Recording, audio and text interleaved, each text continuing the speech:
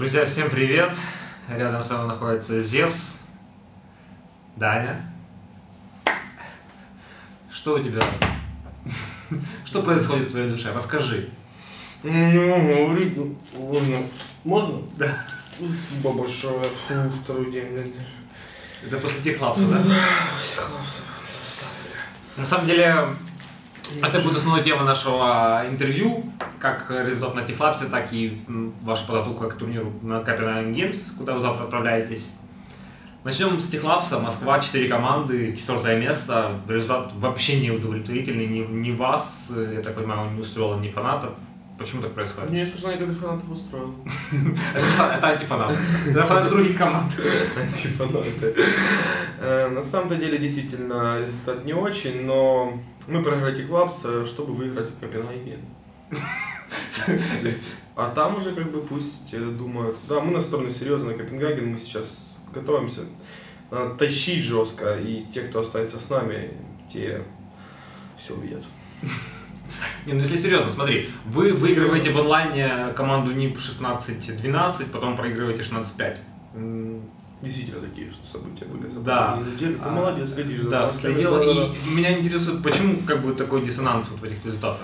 Я Ну, понимаю, онлайн всегда отличались, но вот твое мнение. Во-первых, карта, конечно, другая еще была. Ну, Вы играли с ними... Даст в онлайне, а в Москве Трейн. Но в первую очередь, я думаю, что у нас был какой-то не очень хороший настрой, непонятно с чем это связано. Мы не смогли сыграть в ту игру, которую мы могли. Плюс ко всему можно отдать должное там, всем командам, которые были на техлапсе. Это одни из лучших команд мира, поэтому, конечно же, для нас было это немножко тяжело. Но опять-таки, я же говорю, мы проиграли техлапс для того, чтобы выиграть в Копенгагене.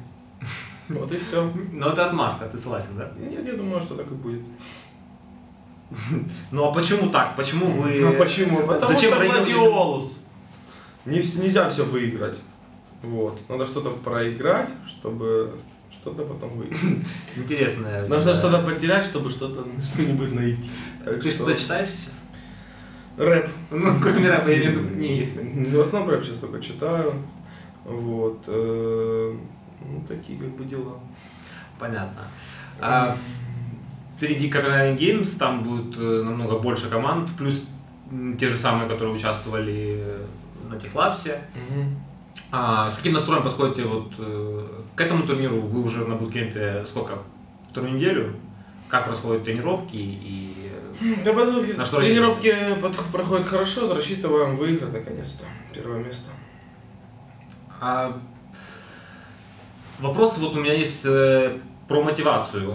Знаешь, вот я считаю, что есть мотивация внутренняя и внешняя. Внешняя – это как бы деньги, боязнь потерять работу. Внутренняя – это твое стремление что-то выиграть, что-то достичь. Как у тебя лично с этим обстоят дела? Ты считаешь, что у тебя есть мотивация вот именно выигрывать те же турниры? Ну вот я думаю, что... Тоже желание, потому что, извини, что перебиваю, есть такое мнение, что вы как бы утратили вот эту жажду к победам, и сейчас просто, ты сам говоришь, чего-то боитесь. Да, мы чего-то очень сильно боимся. У всех есть свои страхи. Мы не боимся высоты, мы боимся упасть. Китайская мудрость, брат. Вот. На самом-то деле, просто уже про мотивацию, да, ну уже столько нам идет возраст, то есть мы уже взрослеем, уже появляются дополнительные какие-то интересы, и не получается столько времени, вот лично мне, уделять игре, думать все время, какие-то придумывать тактики, фишки. Вот, ну, это, по крайней мере, это есть, но этого стало меньше, не так, как раньше. Поэтому, плюс ко всему, игра новая, поэтому немножко сложновато. Но мы можем сделать определенный вывод, что да, выступление в техлапсе было провальным, но в общем, там, в том же там, онлайн, да, турнирах там, с лучшими командами мы играем довольно-таки неплохо, многих выигрываем, вот выиграли у НИП, допустим. Я считаю, что в любом случае мы идем вперед, потому как эта игра очень сильно отличается от 1.6, и, вот, и нам пришлось очень много. Почему, допустим, там такие команды, там, как НИП или там Сорсеры бывшие, да, очень быстро набирают обороты или вообще, в принципе, хорошо играют, лучше там всех, допустим, те же НИПы никому не проигрывают, так как они идут впереди там нас и многих команд, большинства команд на 3 месяца, как минимум, на 3-4 месяца. То есть, когда мы играли еще в 1.6, да, они уже играли по плотному в CSGO. Я думаю, что если бы сейчас нажать паузу во времени для НИП, а у нас наоборот были бы эти 3 месяца, и спустя 3 месяца, так как мы бы играли, мы бы встретились, я думаю, что уже бы много чего поменялось, и у них не было бы такого преимущества, как сейчас. Но не думаешь ли ты, что как бы эта гонка будет вечной? Нет, это не будет гонка вечная. Я думаю, что в ближайшие до 3 месяцев максимум, в течение 3 месяцев все поменяется, мое мнение. Может быть, даже дойдет до того, что поменяется состав. Когда начнутся плотные неудачи, они к этому придут, у НИПов, они начнут менять состав, и все это к этому все идет, потому как видно, что у них некоторые игроки, как мое мнение, они не дотягивают по уровню игры. Вот. Но результаты говорят обратное. Нет, результаты говорят в первую очередь о командной игре. То есть, что они выигрывают за счет именно командных игры, и поэтому они на это внимание не обращают. Когда найдется команда, которая сможет их обыгрывать, они начнут искать причины, по которым они начнут проигрывать. И чем больше они начнут проигрывать, тем больше будет причины, и они придут к тому, что у них сменится состав. Это мое мнение, опять-таки, я не Нострадамус, я всего лишь предполагаю так. Посмотрим, что будет. Но то, что лично, если как бы все будет нормально и все так же будет идти по тому темпу, который идет сейчас, по игре, я думаю, что НИПы в ближайшие 3 месяца все-таки проиграют кому-то. Вот они уже на Техлапсе могли проиграть тем же Virtus.pro. То есть на первой карте на Inferno я видел, что ребята очень сильно тащили, а в какой-то момент они просто потерялись. Вот. На 100% можно сказать, что Virtus.pro хорошая команда, но самое главное, что большинство сейчас команд очень сильно прогрессируют, поднимаются вверх, а НИП они как бы дошли до какого-то своего максимума, и они сейчас на нем немножко остановились. То есть они держат этот максимум? Они держат его, но сколько они будут держать, посмотрим. Мое мнение, что это пройдет в течение 3 месяцев, а там как будет видно. Ладно, как бы там ни было, они нашли формулу, вот скажем, вот к этой игре.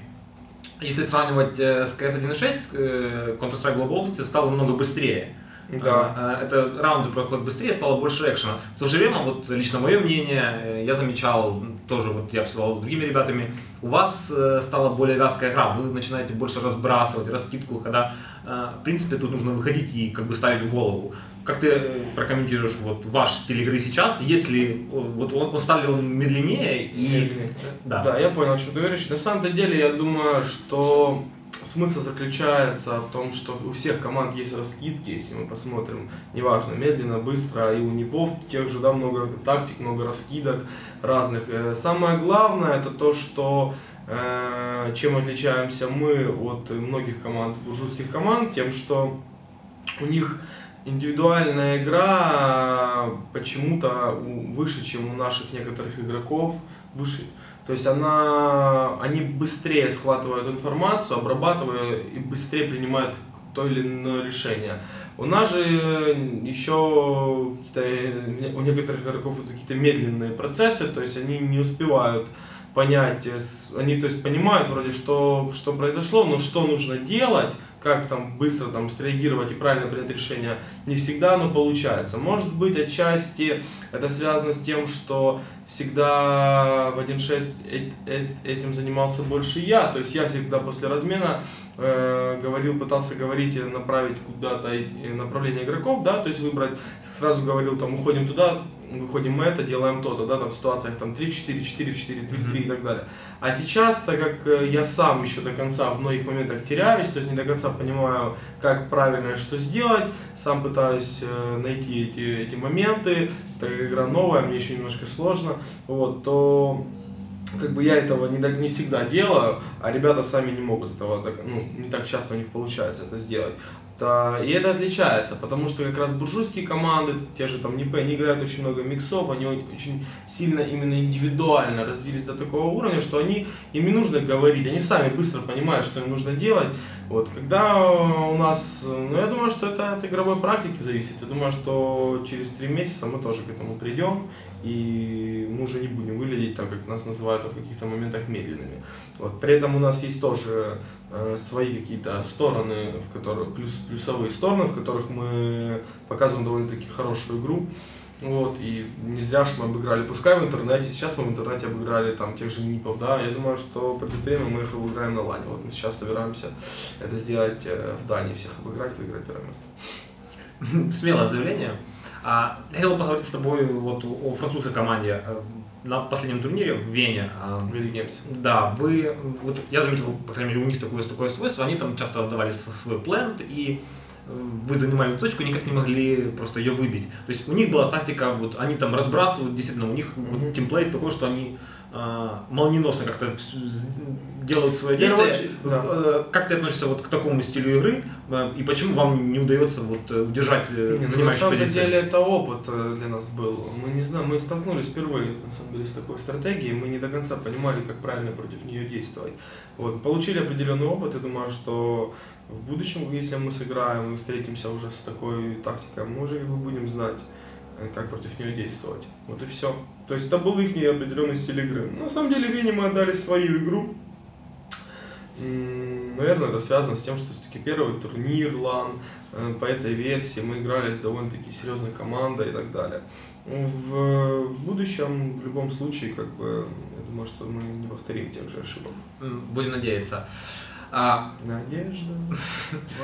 Смотри, вот у вас в ближайшее время, буквально, по-моему, с 4 по 7 апреля, StarLadder будет участвовать в LAN-финале точно с теми же командами, с которыми играли на Техлапсе. Как думаешь, будут развиваться события там? Все-таки там Best of 3? 4 будем, я думаю. В четверке будем, я тебе отвечаю. Я тебе верю. Это гарантия. Ну вот, как ты думаешь, будут развиваться события? Вы не играете сейчас нюк, насколько я знаю, у вас слабый трейн. А там что, нюк мы будем? Нет, ну вы не играете, вы будете вычеркивать. Почему вы не играете нюк? Потому что, опять-таки, мы не можем все карты успеть подготовить и вывести их на мировой уровень, эти карты, чтобы играть с лучшими командами. А НИПы играют, я уже объяснял, в первую очередь из-за того, что они играют классно индивидуально, им все равно вообще какую карту играть, они все карты. Плюс ко всему, я думаю, что через 3 месяца мы тоже не будем играть. Вот. Пройдет время, мы собираемся его тоже тренировать, просто пока вот у нас нет вот такой возможности, мы тренируемся вот именно к определенным тренерам. Следующий вопрос будет касаться вашего ближайшего отпуска и ближайших планов. Я знаю, у вас вот в апреле турнир, а потом что? Отдых. Техлапс в Минске. Техлапс в Минске, может, поедем в мае, да. В мае. Хорошо, вопрос у меня про вашего нового менеджера Игоря. Многие о нем не знают, многие знают. Я знаю, брат. Я знаю, что ты знаешь. Расскажи, помогает ли он справляться вам с какими-то психологическими, физическими ошибками? Да, он именно психологический. Он классный чувак, он нам помогает во всем. Мы с ним нашли общий язык, даже, можно сказать, подружились. И это прикольно. У нас одна дружная компания. Вот. Психологически он помогает. У некоторых ребят бывают очень сильные психологические срывы. Кто-то бьется головой об стену, кто-то начинает просто кричать посередине ночи, кто-то очень много ест, пьет, то есть какие-то именно срывы очень жесткие. Последний случай вообще, не буду называть имен, один человек взял нож и бегал по Москве. Игорь действительно... Это из вашей команды или Ну, конечно, из нашей. Конечно, Игорька не было с нами, но по телефону даже помогал парень, да, то есть как бы это забрали нож, там успокоили более-менее.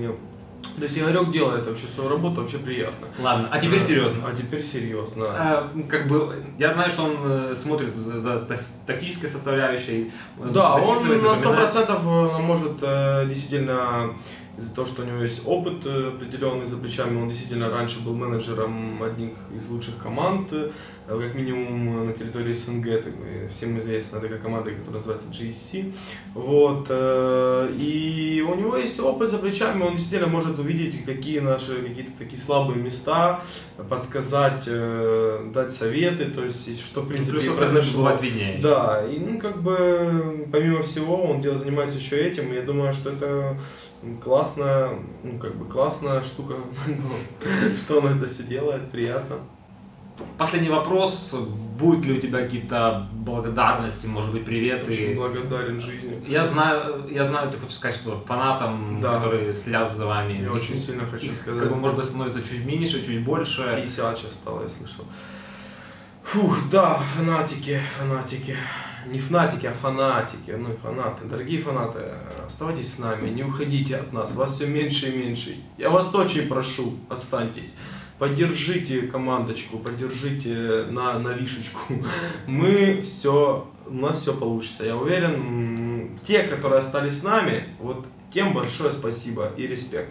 Потому что в трудную минуту, когда тонет корабль, крысы бегут первые с этого корабля. Поэтому те, кто убегают от нас, вот пошли. А те, кто остается с нами, будут с нами до последнего, до конца. И мы вместе за матушку, за все дадим люля-кебаба. Именно уже в Копенгагене. Поэтому, братва, не стреляйте друг друга, давайте будем вместе, жестко, и у нас все получится. Спасибо тебе за интервью. Большое спасибо Удачи всем. тебе, Олежа, давай, опа. Я пошел за рыбчинку. Давай, братиш.